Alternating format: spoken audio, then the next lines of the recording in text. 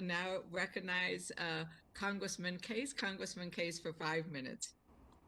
Thank you, Madam Chair. And first of all, on behalf of our Native Hawaiian ohana, our family everywhere, I want to say mahalo nui loa, or thank you very much to you for your sensitivity and understanding in including Native Hawaiians, the indigenous peoples of our country who originate in Hawaii, as full partners in the work of this year's subcommittee. Certainly, we look forward to that. So mahalo for that. And to Chair Ayla, aloha kakahiaka, or good morning, since it is 5 o'clock in the morning in Hawaii. Thank you so much for joining us. Really appreciate your time and your effort here today. Four straight colleagues, I think it is, have asked you about broadband in Hawaii. And I want to focus on this, Chair Ayla, because it seems to me that we have the perfect demonstration in our Hawaiian homelands of the digital equity divide, as you described it in your testimony, because throughout the Hawaiian homelands, we have had investments by the federal government in broadband in large part, but not across the board. And so we have Hawaiian homelands where Native Hawaiians are residing today who have pretty good access to broadband, Hawaiian homelands who have moderate access to broadband, and we have Hawaiian homelands who have virtually no access to broadband. And so if you want to take it from a straight scientific study, we have the situation where we have Native Hawaiians, part of the same community. The distinction for them is broadband accessibility. And the direct question to you is, do you see a difference in terms of the advancement of Native Hawaiians on Hawaiian homelands who do have the broadband and who don't? Thank you very much for that question, Congressman Case. We definitely observe a difference. The communities that have broadband, and I will highlight one community on Hawaii Island, the community in Maku'u, have band together and have had a very successful economic development effort. They have a farmers market every weekend in Maku'u, and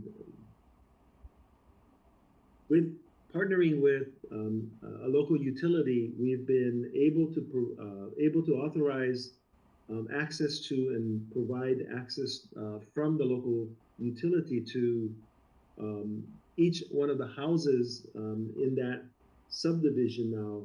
And in addition, so them not having high-speed internet, they now have that. But more importantly, for their economic development in that community, being able to utilize the technology to swipe credit cards for customers, increases their sales, increases their efficiency, increases their ability to raise revenue because they have other projects such as community facilities that they're trying to raise money for.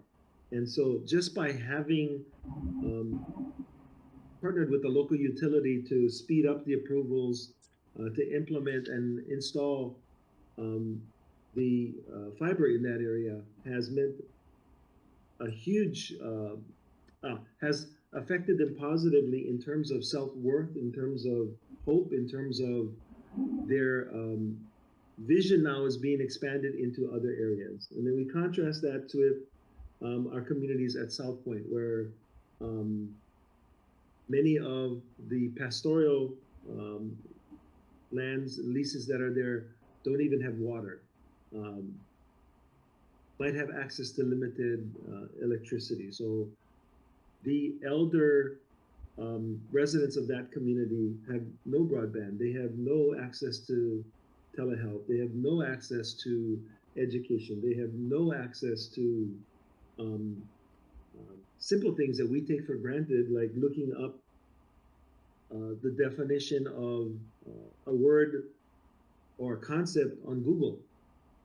Google is foreign to them. And Google is so important in all of our daily lives today in terms of understanding concepts, understanding the latest news, understanding how to self-diagnose. Many of us self-diagnose today looking up symptoms on Google. So that's the disparity, and that's where I think more broadband resources will help with the equality and help with the development and that's that infrastructure of humanity that I referred to. Thank you so much, Chair. I yield back. The chair will now recognize Representative Case for 5 minutes. Thank you again, Madam Chair, and to the witnesses, thank you. We've stayed on broadband disproportionately throughout this whole hearing. I think we all understand the critical importance to Indian country of adequate broadband. And Mr. Overnolty focused his question to Chair Ayla on spectrum access, which I look forward to Chair Ayla's more extensive comments as well. That was a grant of unassigned spectrum arising from the Rural Tribal Priority Window under FCC. The question I have, Mr. Haas, is you made comment in your testimony about assigned spectrum that is not being applied to the benefit of Indian country residents. And I just want to investigate that a little bit further with you, because if we're giving out spectrum for valuable broadband utilization, but it is not being used for some reason because there's not an adequate profit margin in there, or there is some difficulty in utilizing that spectrum, then there's something wrong in that. And I'd like to just ask you a little bit more about that. I want to kind of get the facts straight. First of all, is that just a matter of the spectrum is there and the companies are not using it? Is that simple, and if so, why? So it's actually a little bit more than that. So the companies are actually legally have to broadcast, but they broadcast it over such a large range, it's not usable. So when you get your phone says 1, maybe 2 bars, but you cannot make a phone call. You cannot download information or data. And it's the large companies, the T-Mobile's, Sprint, AT&T is working on the FirstNet, so they're using more spectrum. But it's spectrum that they bought that they're basically, I'm going to use the word hoarding. I have towers that people can see that have the equipment to broadcast that same spectrum, but the phone, that AT&T customer, wants to go to the AT&T site, not my site, because they don't want to pay me the roaming charge. So it's not usable spectrum, and it's very, very dangerous, especially in homes, because only 40% of my homes have a landline, so people use the mobile service for emergencies. So they have to drive to a hill to make a phone call while there's an emergency, someone's having a heart attack in their home, or some other emergency that's going on. So that's the situation. It's not only broadband, it's even making a phone call. That's how serious it is. So is the issue of broadband infrastructure availability separate from the issue of spectrum access and utilization? Am I confusing the two issues, or are they in fact related? Are the companies exercising available broadband infrastructure but insufficiently exercising the access that they control to that infrastructure? So to answer your question, they're both interrelated questions. So spectrum can work for broadband and internet just as it works for phone or voice. So they're both related. And what the companies have made a decision is it costs more money to put up that additional tower and those additional broadcast units to make the spectrum usable for the customer. So they've made a conscious financial choice that those people, there's not enough of those people to support the deployment of that equipment.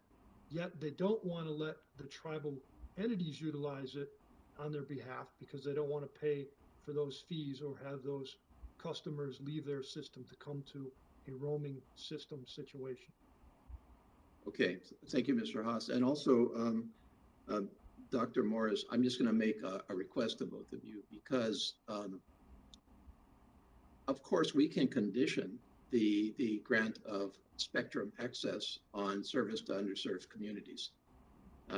And that trumps the companies not wanting to pay for it, for whatever reason. And the cost of that is spread out over a broader base. And we all essentially pitch in to be able to provide that kind of spectrum access and infrastructure access, for that matter, to communities that are underserved, such as in Indian country. So I would love to have any further comments from you for the record along these lines for specific fixes, should we in fact try to go down the road of a greater requirement for the spectrum grants to provide this kind of access that seems to be lacking. Thank you very much. Yield back. The chair will now recognize Representative Rosendale. Representative Rosendale, if you can unmute and turn your